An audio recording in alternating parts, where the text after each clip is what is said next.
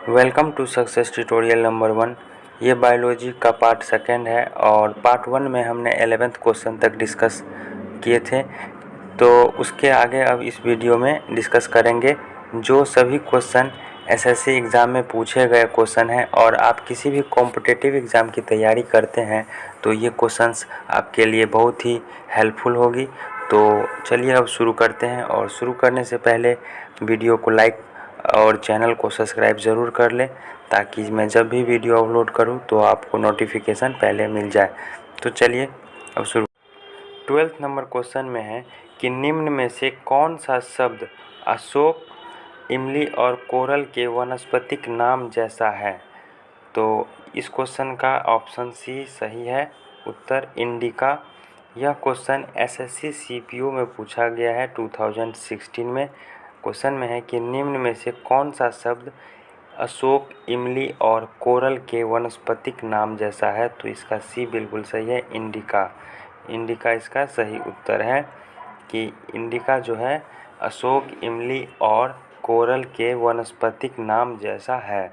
अब इसको डिटेल में देखते हैं कि टर्मिनेलिया इंडिका, अशोक का पेड़ सारका इंडिका, भारतीय कोरल पेड़ इथीरिया इंडिका, जिनमें इंडिका समान है। जो है टर्मिनेलिया अशोक का पेड़ और भारतीय कोरल पेड़ जिनमें जो है इंडिका समान है। तो सभी में ये इंडिका जो है कॉमन आ रहा है, तो इसमें इंडिका समान है। अब 13 नंबर क्वेश्चन पे चलते हैं। क्या है 13 नंबर क्वेश्चन में? 13 नंबर क्वेश्चन में है कि कवक के अध्ययन को क्या कहते हैं। कवक के अध्ययन को क्या कहते हैं? तो इसका ए बिल्कुल सही उत्तर है, माइकोलॉजी।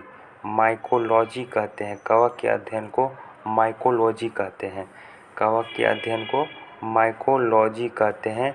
यह question SSC CPO SI ASI 2016 में पूछा गया क्वेश्चन है कि कवक के अध्ययन को क्या कहते हैं। तो कवक के अध्ययन को माइकोलॉजी कहते हैं। तो अब डिटेल में जानेंगे। कवक एक क्रिप्टोगैम्स पौधे हैं। कवक क्या है? एक क्रिप्टोगैम्स पौधे हैं जो मृतोपजीवी होते हैं। कवक के अध्ययन को माइकोलॉजी कहते हैं। कवक के अध्ययन को माइकोलॉजी कहते हैं। ये था 13। अब 14 नंबर क्वेश्चन पे चलते हैं। क्या है 14 नंबर में? एग्रोनॉमी किससे संबंधित है? एग्रोनॉमी किससे संबंधित है? एग्रोनॉमी किससे संबंधित है?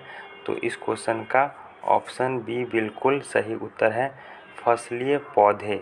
फसलीय पौधे से संबंधित है एग्रोनॉमी। एग्रोनॉमी जो है फसलीय पौधे से संबंधित है। यह क्वेश्चन एसएससी सीजीएल में पूछा गया है 2016 में कि फसलीय पौधे जो है एग्रोनॉमी से संबंधित हैं। तो डिटेल में अब इसको देखेंगे। एग्रोनॉमी लैटिन शब्द है। एग्रोनॉमी जो है लैटिन शब्द है जो एग्रोज मतलब कृषि तथा नोमेज मतलब नियम से बना है। इसमें सभी फसलीय पौधे का अध्ययन किया जाता है। जो एग्रोज मतलब क्या होता है? कृषि होता है, और नोमोज मतलब होता है नियम, नियम से बना। इसमें सभी फसलीय पौधे का अध्ययन किया जाता है। एग्रोनॉमी में सभी फसलीय पौधे का अध्ययन किया जाता है। तो ये था 14 नंबर क्वेश्चन। अब 15 पे चलते हैं। पीपर पौधे क्या है? पीपर पौधे क्या है? तो इस क्वेश्चन का सी बिल्कुल सही उत्तर हो जाएगा, बेल। पीपर पौधे जो है बेल है। यह क्वेश्चन एसएससी सीएचएसएल में पूछा गया है 2016 में कि पीपर पौधे बहुवर्षीय बेल है। पीपर पौधे जो है बहुवर्षीय बेल है। तो ये 15 था। अब 16 पे चलते हैं। 16 में क्या है? फर्न किस वर्ग में आता है?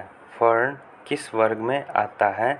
तो इस क्वेश्चन का ऑप्शन डी बिल्कुल सही उत्तर है, टेरिडोफाइटा। टेरिडोफाइटा में आता है। फर्न जो है टेरिडोफाइटा में आता है। यह क्वेश्चन एसएससी CHSL में पूछा गया है और CHSL होने वाला एग्ज़ाम के लिए काफ़ी इम्पोर्टेंट क्वेश्चन सब है। तो फर्न किस वर्ग में आता है? टेरिडोफाइटा में आता है। फर्न टेरिडोफाइटा में आता है।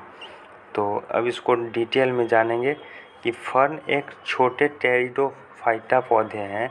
फर्न एक छोटे टेरिडोफाइटा पौधे हैं जो बीज रहित तथा पुष्प रहित होते हैं। इसमें ना तो बीज होता है और ना ही पुष्प होते हैं तथा ये संवहन बंडल का प्रयोग करते हैं। ये संवहन बंडल का प्रयोग करते हैं। तो ये 16 नंबर क्वेश्चन था। अब 17 नंबर क्वेश्चन पे चलते हैं। क्या है 17 नंबर क्वेश्चन में कह रहा है कि निम्न में से कौन सा टेरिडोफाइटा के लिए असत्य है? निम्न में से कौन सा टेरिडोफाइटा के लिए असत्य है? तो इसमें सी बिल्कुल सही उत्तर है। बीज उपस्थित होते हैं, मतलब कि टेरिडोफाइटा में बीज नहीं उपस्थित होते हैं। अब इसको डिटेल में जानेंगे। क्या है टेरिडोफाइटा बीज रहित पौधे होते हैं। इसमें ना बीज पाया जाता है। जो बीजाणु का निर्माण करते हैं, इन बीजाणुओं का निर्माण स्पोरेंजिया में होता है। इसमें जो बीज का निर्माण होता है वो स्पोरेंजिया में होता है, जैसे फर्न, एजोल आदि। ये था 17 नंबर क्वेश्चन। अब 18 नंबर क्वेश्चन पे चलते हैं। 18 में कह रहा है कि निम्न में से कौन सा ब्रायोफाइटा के लिए असत्य है? निम्न में से कौन सा ब्रायोफाइटा के लिए असत्य है? तो इस क्वेश्चन का डी सही उत्तर है। पुष्प की अनुपस्थिति। पुष्प की अनुपस्थिति। तो ब्रायोफाइटा के लिए क्या असत्य है? पुष्प की अनुपस्थिति, मतलब ब्रायोफाइटा में पुष्प होते हैं। ब्रायोफाइटा एक क्रिप्टोगैम्स बीज रहित पुष्प रहित पौधे हैं। ब्रायोफाइटा जो है एक क्रिप्टोगैम्स बीज रहित पुष्प रहित पौधे हैं। अब 19 नंबर क्वेश्चन पे चलते हैं। 19 नंबर में है कि निम्न में से किसे जीव विज्ञान का जनक कहते हैं? किसे भी जीव विज्ञान का जनक कहते हैं? तो जीव विज्ञान का जनक अरस्तु को कहते हैं। इसका बी सही उत्तर है, अरस्तु। यह क्वेश्चन CBO में पूछा गया है 2017 में। जीव विज्ञान का जनक किसे कहते हैं? तो अरस्तु को कहते हैं जीव विज्ञान का जनक। जीव विज्ञान का जनक कौन है? तो अरस्तु है जीव विज्ञान का जनक। ऑप्शन बी बिल्कुल सही उत्तर है। अब इसको डिटेल में जानेंगे कि अरस्तु को जीव विज्ञान का जनक कहा जाता है। अरस्तु को जीव विज्ञान का जनक कहा जाता है। तो अब ये था 19। अब 20 नंबर क्वेश्चन पे चलते हैं। क्या है जलीय पौधे का भोजन स्रोत होता है? तो जलीय पौधे का भोजन स्रोत क्या होता है? तो इस क्वेश्चन का ए बिल्कुल सही उत्तर है, पादप पल्लवक। पादप पल्लवक होता है। यह क्वेश्चन जो है वेरी इम्पोर्टेंट है। जलीय पौधे का भोजन स्रोत होता है तो पादप पल्लवक। ए ऑप्शन सही उत्तर हो जाएगा इसका। अब इसको डिटेल में जानेंगे कि जलीय जीव वो प्राणी होते हैं जो जल में अपना जीवन व्यतीत करते हैं। जलीय जीव वो प्राणी होते हैं जो जल में अपना जीवन व्यतीत करते हैं, जैसे तालाब, नदी, झील आदि। ये पादप पल्लवक है। ये क्या है? पादप पल्लवक है। ये था 20 नंबर क्वेश्चन। अब 21 पे चलते हैं। बांस क्या है? बांस क्या है? तो यह पूछा गया क्वेश्चन है CGL में 2017 में। तो बांस जो है डी इसका सही उत्तर हो जाएगा, घास है। बांस क्या है? एक घास का प्रकार है। अब इसको डिटेल में जानेंगे। बांस एक प्रकार की घास है जो पोएसी कुल का सदस्य है। बांस जो है एक प्रकार का घास है जो एक पोएसी कुल का सदस्य है। यह एक तेज वृद्धि करने वाला पौधा है। यह एक तेजी से वृद्धि होता है, जिसमें 12 साल में एक बार पुष्प आता है। इसमें ये नॉलेज वाला पॉइंट है, 12 साल में एक बार पुष्प आता है इसमें बांस में। तो ये था 21। अब 22 पे चलते हैं। 22 में क्या है? 22 में कह रहा है कि 5 जगत वर्गीकरण किसने प्रतिपादित किया? 5 जगत वर्गीकरण किसने प्रतिपादित किया? तो यह क्वेश्चन का आंसर बी सही उत्तर हो जाएगा, R.H. विटेकर। R.H. विटेकर ने 5 जगत वर्गीकरण का प्रतिपादित किया है। यह क्वेश्चन CGL में पूछा गया है, 2017 में पूछा गया क्वेश्चन है कि 5 जगत वर्गीकरण किसने प्रतिपादित किया? तो R.H. विटेकर ने प्रतिपादित किया। अब इसको डिटेल में देखेंगे। R.H. विटेकर ने सन 1969 में 5 वर्गीकरण सिद्धांत दिया। R.H. विटेकर ने 1969 में 5 वर्गीकरण सिद्धांत दिया। कोशिका संरचना, कार्य क्षमता, पोषण एवं प्रजनन के आधार पर इन्होंने जीवों को 5 जगत में विभाजित किया: मोनेरा, प्रोटिस्टा, कवक, पादप तथा जंतु जगत। यह जो है 1969 में 5 वर्गीकरण सिद्धांत दिए हैं। और पहला जो है कोशिका संरचना, कार्य क्षमता, पोषण और प्रजनन के आधार पर जो है इनको डिवाइड किया गया है: मोनेरा, प्रोटिस्टा, कवक, पादप तथा जंतु जगत। अब ये था 22। अब 23 नंबर क्वेश्चन पे चलते हैं। 23 नंबर क्वेश्चन में क्या है? आलू, टमाटर तथा बैंगन किस संघ की प्रजातियां हैं? आलू, टमाटर और बैंगन जो है किस संघ की प्रजातियां हैं? तो यह क्वेश्चन CGL में पूछा गया क्वेश्चन है 2017 में। इसका आंसर ए सही हो जाएगा, सोलेनम। सोलेनम इसका सही उत्तर है, ऑप्शन ए। आलू, टमाटर और बैंगन जो है सोलेनम संघ की प्रजातियां हैं। आलू, टमाटर तथा बैंगन जो है सोलेनम संघ की प्रजातियां हैं।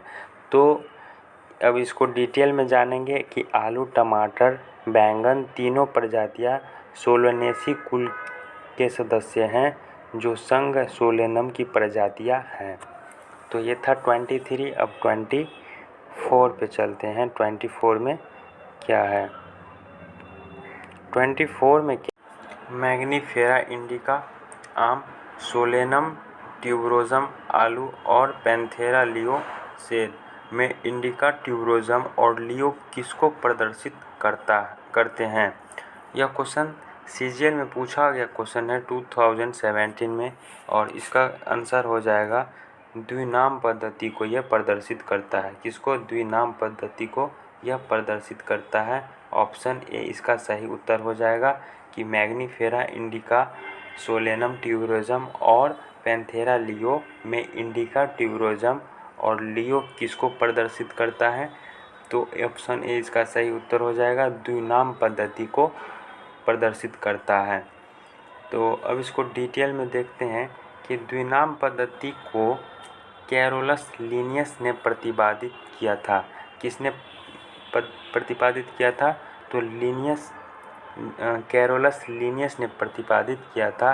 द्विनाम पद्धति के अनुसार नामकरण जाति और प्रजाति के आधार पर किया जाता है। द्विनाम पद्धति के अनुसार जो है नामकरण जाति और प्रजाति के आधार पर किया जाता है, जिसमें प्रथम शब्द जाति, जिसमें प्रथम शब्द क्या है? जाति, तथा द्वितीय शब्द प्रजाति को वनस्पतिक नाम या वैज्ञानिक नाम बनाते हैं। प्रथम शब्द जाति, द्वितीय शब्द प्रजाति को वनस्पतिक नाम या वैज्ञानिक नाम बनाते हैं। तो ये 24 था। आज का लास्ट क्वेश्चन 25 नंबर क्वेश्चन पे चलते हैं। 25 नंबर क्वेश्चन में क्या है? 25 नंबर क्वेश्चन में कह रहा है कि डैश हरित लवकधारी, साधारण, थैलोइड, स्वपोषी और जलीय ताजे में लवणीय होते हैं। तो इस क्वेश्चन का ऑप्शन सी सही उत्तर है, शैवाल।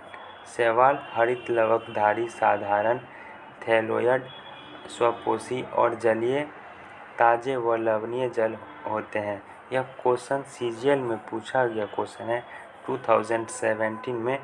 और ये क्वेश्चंस आपके लिए भी काफ़ी इम्पोर्टेंट हो सकता है, किसी भी कॉम्पिटिटिव एग्ज़ाम की तैयारी करते हैं तो इस क्वेश्चन का सी ऑप्शन सही उत्तर है कि शैवाल हरित लवकधारी साधारण थैलियोड स्वपोषी और जलीय होते हैं। अब इसको डिटेल में देखेंगे कि शैवाल एक हरित लवक वाले स्वपोषी थैलियोड होते हैं जो मुख्यतः जलीय जीव है। शैवाल एक हरित लवक वाले स्वपोषी थैलियोड पौधे हैं जो मुख्यतः जलीय जीव हैं। तो आज के लिए बस इतना ही। मिलते हैं अगले वीडियो में इस बायोलॉजी पार्ट 3 में, और उसमें 25 नंबर क्वेश्चन से आगे डिस्कस करेंगे। अगर वीडियो आपको अच्छा लगता है तो वीडियो को लाइक करना ना भूलें और चैनल को सब्सक्राइब ज़रूर करें, और कमेंट बॉक्स में ज़रूर लिखें कि वीडियो आपको कैसा लगा। तो थैंक्स फॉर वॉचिंग। मिलते हैं पार्ट 3 में।